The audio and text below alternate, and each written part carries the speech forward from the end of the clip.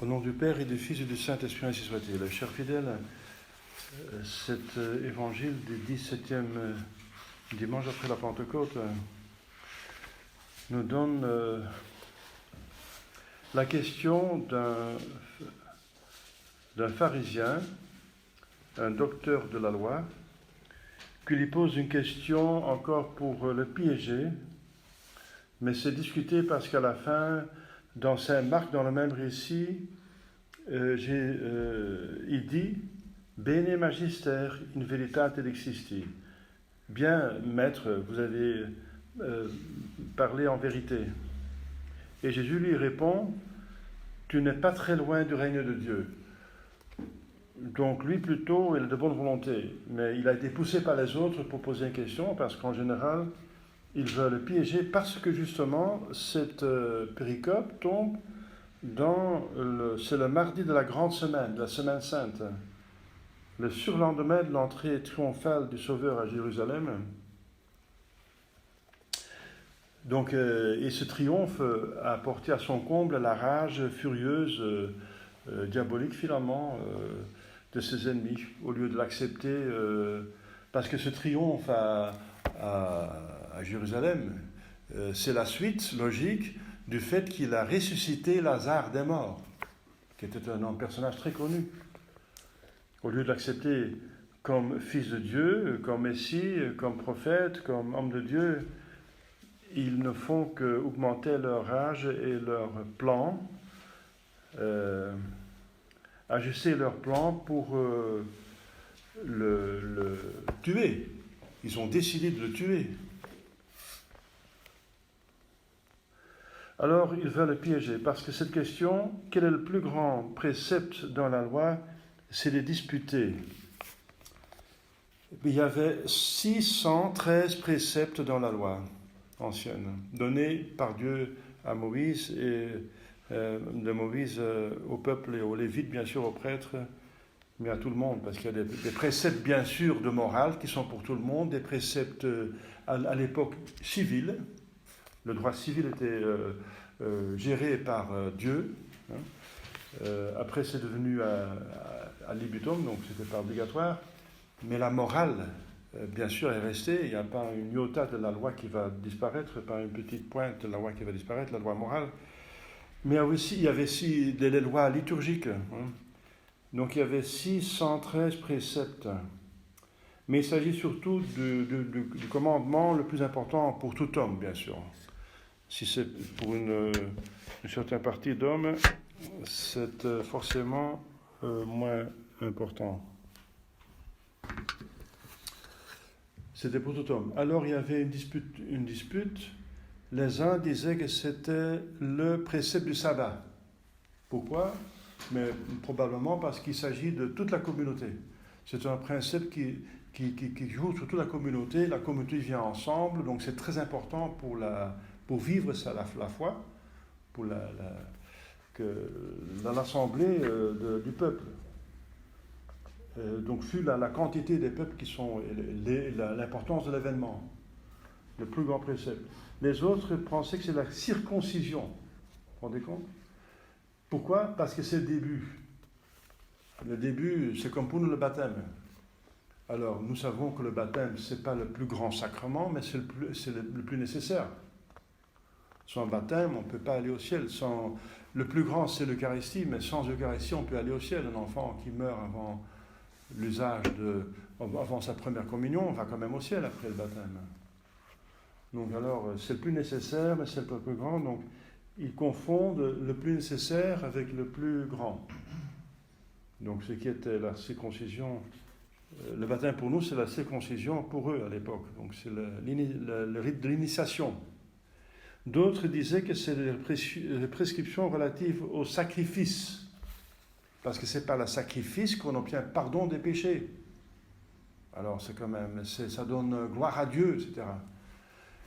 Eh bien, ils se sont trompés tous, et d'autant plus, c'est honteux pour eux et humiliant, parce que c'est littéralement dans le texte de l'Ancien Testament. Ce n'est pas Jésus qui a, avec tout respect pour Jésus, inventé, parce qu'en tant que Dieu, c'est la même personne. Mais en tant qu'homme, bien sûr, c'est pas lui en tant que prophète qui montre quelque chose de nouveau. C'était déjà donné par Dieu, par Jésus-Christ en tant que Dieu, alors. Avant qu'il existait en tant qu'homme, il existait en tant que Dieu de toute éternité, avec le Père et le Saint-Esprit. Eh bien, Dieu, Sainte Trinité, a donné déjà dans l'Ancien Testament, dans les Deutéronomes, c'est un texte écrit par Moïse, déjà. Moïse, c'est quelle époque? C'est 1600 avant Jésus-Christ à peu près. Alors, qu'est-ce qui a marqué? Parce que le premier de tous les commandements est entendre Israël. Le Dieu, votre Dieu, est un Dieu. Et aime le Seigneur, ton Dieu, votre Dieu, de tout votre cœur, etc. C'est dans Deutéronome. Le premier de tous les commandements. Ça veut dire le premier en importance. Et puis il ajoute avec solennité le texte Hoc est maximum et primum mandatum. C'est le plus grand et le premier commandement. Voilà. Mais c'est dans le texte de Deutéronome. Et pourquoi qu'on se disputait alors? Oui, ils ne connaissaient pas si bien le texte, les docteurs de la loi, apparemment. Donc, c'est une question effectivement très importante. Alors, Jésus dit que le plus important commandement de Dieu est de l'aimer de toutes ses forces. Donc, il donne quelques forces. Il dit de tout ton cœur, c'est plutôt le corps. Le cœur, c'est dans le corps. C'est un organe corporel, mais qui est très près de l'âme, qui exprime les émotions de l'âme et le sentiment de l'âme. Donc, c'est le symbole de l'amour. Donc c'est pour ça qu'il est en premier, c'est le symbole de l'amour humain, de l'homme, de tout ton cœur et de toute ton âme, parce que l'âme est plus importante que le corps, bien sûr, il s'agit de l'âme. Dieu est donc on aime surtout avec son âme. On comprend que Dieu est bon et on le veut, on veut lui du bien, on veut être avec lui. C'est ça, la racine de l'amour. Et totalmente tu et de toute mente, de toute ton intelligence, oui. Alors, et de toutes vos forces. Et le deuxième, il ajoute, il va compléter l'Ancien Testament. Il va dire, aime ton prochain comme toi-même. Et l'Église va ajouter, expliquer, par amour de Dieu. Parce que je vous ai déjà plusieurs fois remarqué que ça va être abusé par Vatican II. Cette deuxième partie du premier commandement, le plus important. Aime ton prochain comme toi-même. Donc j'aime le bouddhiste, donc je vais lui faire du bien, je vais lui faire ce qu'il me demande. Voilà, il me demande de pouvoir faire le culte de ce Bouddha dans la basilique de Saint-Pierre à Assise, donc je lui donne l'occasion. Et lui, il est content. Donc lui, je lui ai fait du bien. Donc je l'ai aimé. Ah non, vous l'avez poussé dans un péché mortel. Vous l'avez confirmé dans son péché mortel.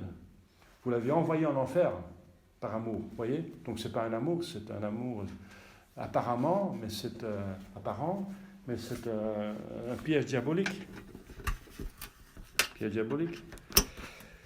Donc c'est très important finalement pour bien comprendre ce que veut dire Jésus-Christ. L'Église, c'est pour ça que l'Église doit expliquer. Par amour de Dieu, aime ton prochain par amour de Dieu. Donc dans ses commandements, parce que l'amour de Dieu, dit Jésus, c'est tenir justement ses commandements. Celui qui m'aime, garde mes commandements. Parce que comment aimer le bon Dieu? On ne peut pas le prendre dans ses bras, on ne peut pas etc., pas donner des baisers, etc. On ne peut pas comme un homme. On ne peut pas l'aimer comme un homme. Mais oui, on l'embrasse avec son âme. Ça veut dire l'amour plus haut est l'amour de volonté, et l'amour la plus haute, c'est l'amour de sacrifice. Et c'est comme ça qu'on peut aimer le bon Dieu. Mais même avec un amour d'affection, parce que Dieu est aussi un homme, il s'est fait homme. Jésus a un cœur, à la limite.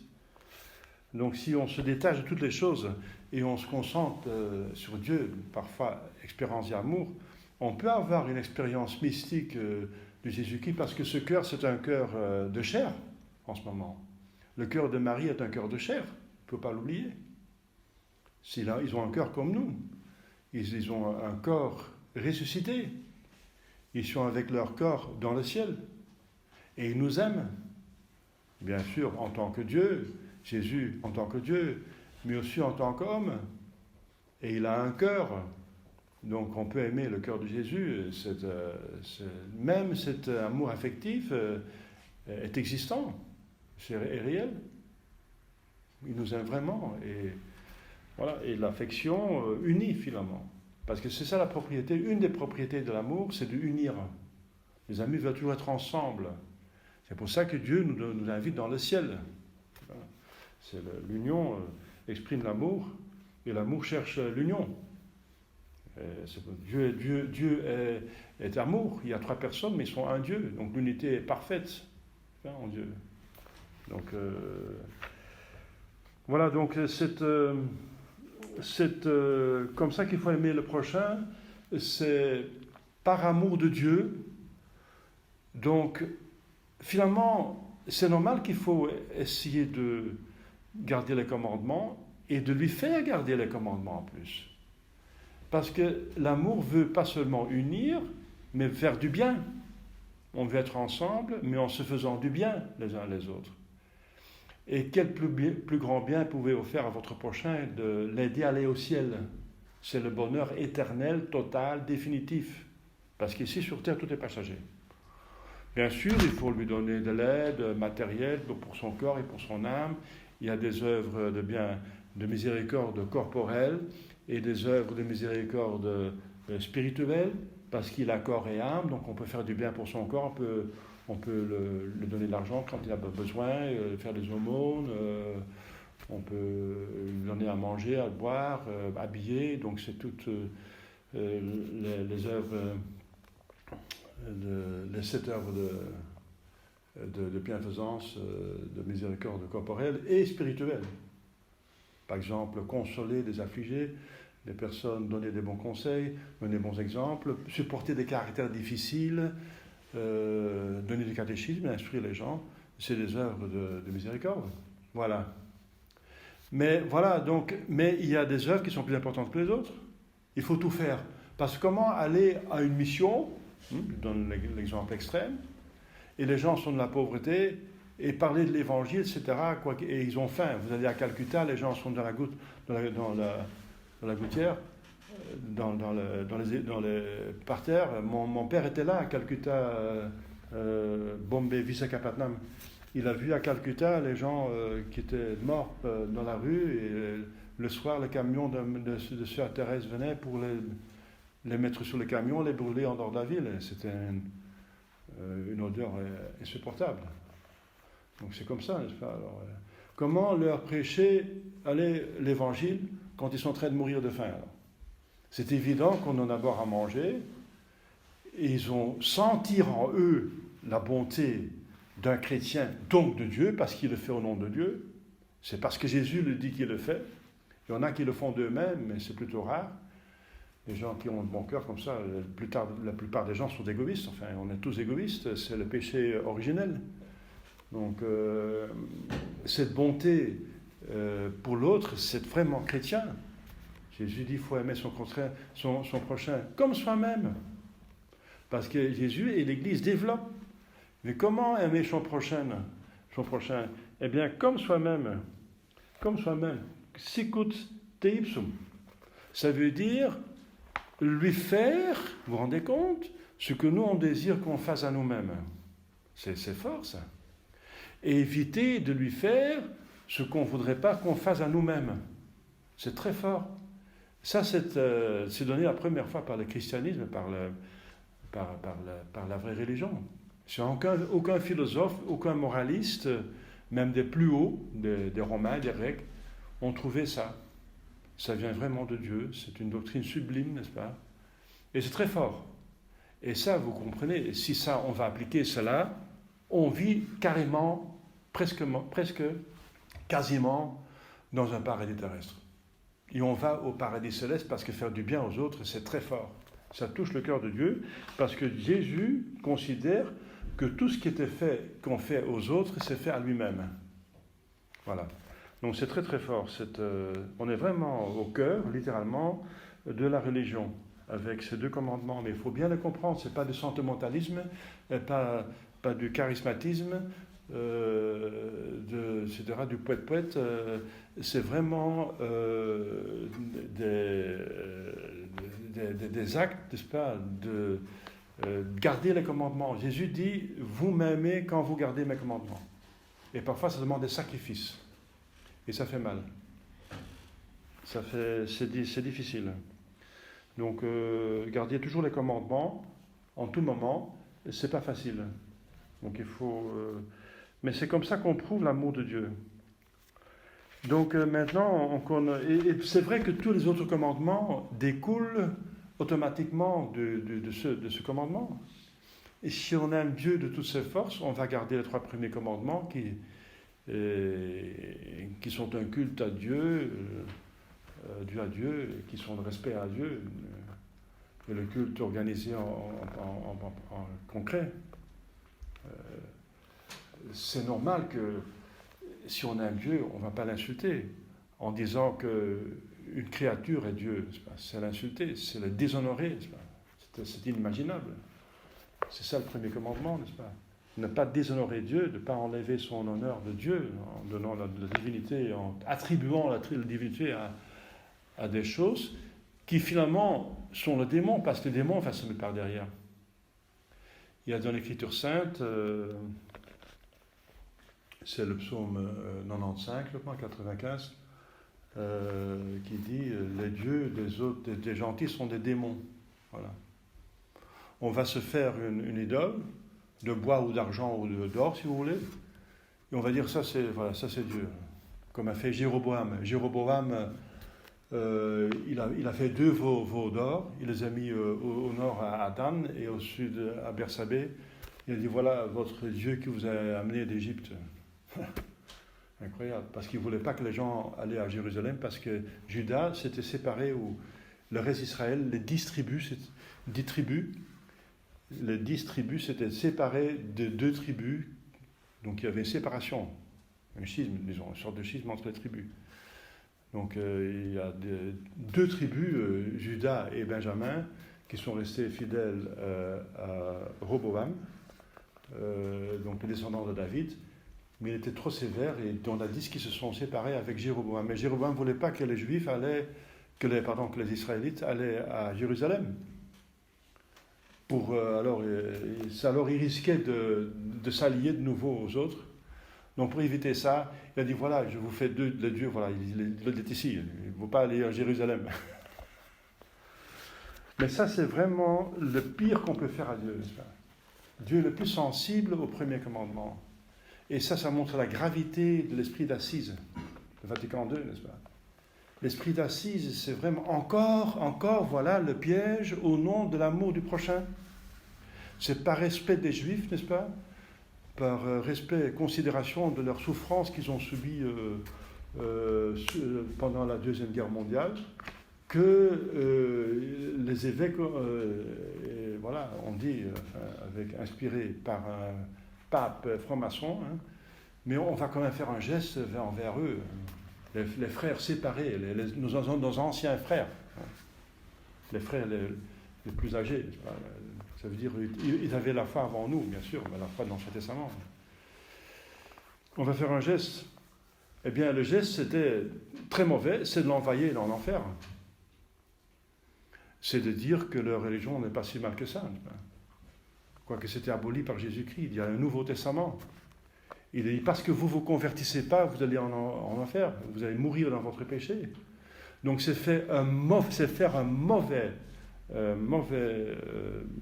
service, rendre un mauvais service aux Juifs, le peuple élu. Élu pourquoi? Eh bien, pour donner le Messie. Jésus est juif. Alors. Donc, c'est le peuple élu. Et c'est leur rendre un mauvais service de ne plus vouloir les convertir. de les confirmer dans leur fausse religion. C'est une fausse religion, on peut développer ça si vous voulez, mais ce n'est pas le temps dans un sermon.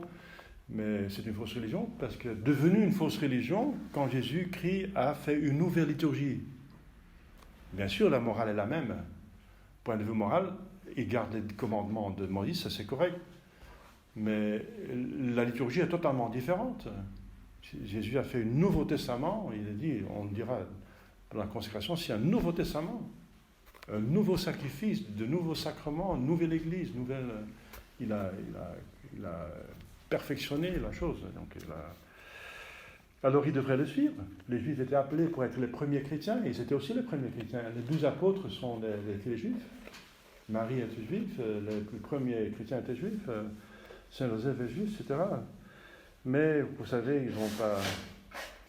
Alors, dire que par charité, n'est-ce pas, par considération de leur souffrance pendant la Deuxième Guerre mondiale, de dire qu'on va faire un geste, et ce geste consiste à qu'on considère qu'on respecte leur fausse religion, ça c'est très mauvais, n'est-ce pas? C'est diabolique, c'est de leur rendre un mauvais service, c'est de ne plus essayer de les amener au ciel. Ça c'est de l'antisémitisme, ça. Ça c'est vraiment se foutre, excusez-moi, de se moquer, se faire... c'est les envoyer en enfer, voilà. Au lieu de les convertir et les amener au ciel. Voilà. Donc, vous voyez, comme le Vatican II, c'est vraiment diabolique. Et il a fait ça. Ah, puisqu'on l'a fait avec les Juifs, il faut faire avec les musulmans. Ah oui, parce que sinon, ils vont encore respecter. Ça va être... il y a des tensions dans le Proche-Orient, donc on va causer des tensions si on va seulement parler des Juifs. Donc, il faut parler aussi de l'islam. Alors Nostra Aetate parle aussi bien de l'islam, que c'est une religion quand même qui considère que Dieu est créateur, etc. La même erreur. Et ensuite qu'ils ont parlé de la religion juive et de l'islam, il faut aussi parler d'autres religions, sinon ils vont encore se trouver discrédités. Donc on a aussi parlé du bouddhisme et de l'hindouisme. C'est absolument aberrant, n'est-ce pas? C'est contre le premier commandement, vous voyez. Alors, 2500 évêques qui acceptent ça. Pourquoi? Eh bien, aveuglés par le fait que c'est fait par amour du prochain. Aveuglés. Parce que l'amour, c'est le plus important. Oui, mais quel amour? Voilà. Ils ont oublié de 2500, sauf deux, Monseigneur Lefebvre et Castro de Maria, qui ont continué à... C'est pas possible, ils ont découronné notre Seigneur Jésus-Christ. L'Église n'est plus reine, Jésus n'est plus roi, il est devenu membre d'un parlement de religion, n'est-ce pas? Il y a égalité. Membre d'un parlement, alors. Voilà. Donc, ils ont oublié cette spécification donnée par l'Église. On aime son prochain par amour de Dieu. Et l'amour de Dieu, c'est tenir ses commandements. Donc, en respectant les commandements de Dieu, et surtout le premier. Allô? Aimer son prochain, c'est l'aimer dans le premier commandement, ça veut dire l'apprendre à aimer Dieu, à faire son salut, son bonheur définitif, le plus grand, le ciel, pour l'éternité. Voilà. Donc on ne peut pas avoir un plus grand amour de son prochain, de l'aider à aller au ciel. Voilà.